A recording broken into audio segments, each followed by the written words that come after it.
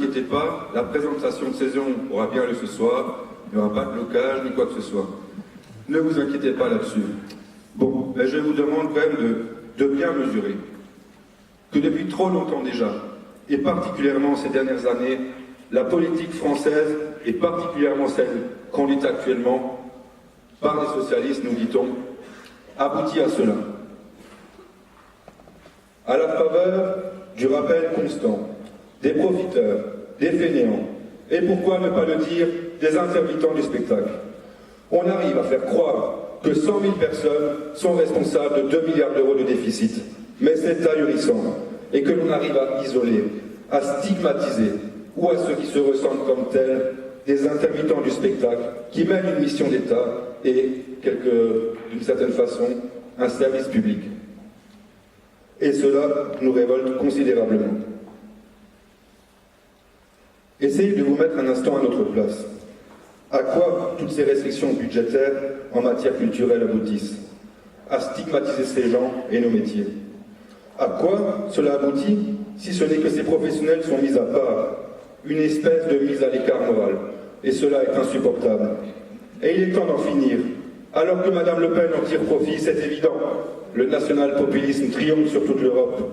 Mais les arts et la culture sont les meilleures armes contre les extrêmes. Les affaiblir en des heures si sombres serait la pire et la plus tragique des erreurs politiques.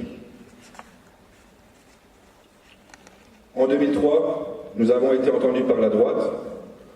Nous sommes en droit d'espérer de l'être maintenant par la gauche. Mais que ici même, on s'obstine, on veut toujours dire « Ah mais oui, il y a ce détail, l'audiovisuel français qui produit que 1% du PIB ». Non.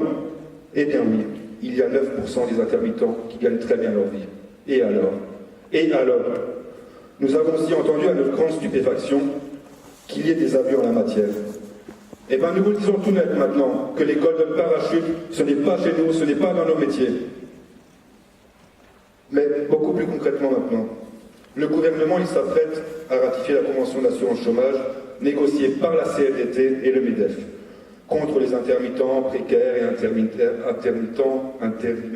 et précaires. En toute déloyauté.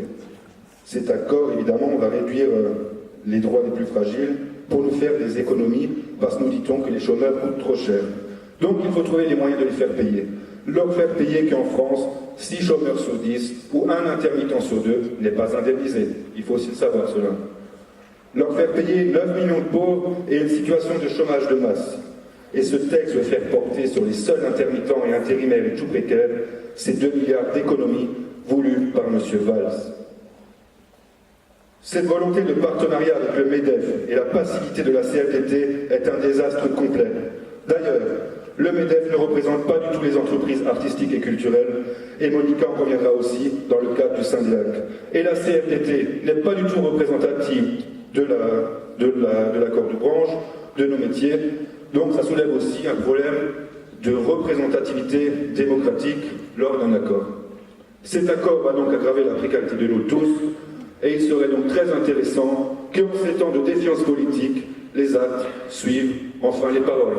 Bon, je vais m'arrêter là. Je vous souhaite quand même une bonne saison 2014 et 2015 à la filature. On verra ce qu'il adviendra l'année prochaine. Merci à vous, bonne soirée.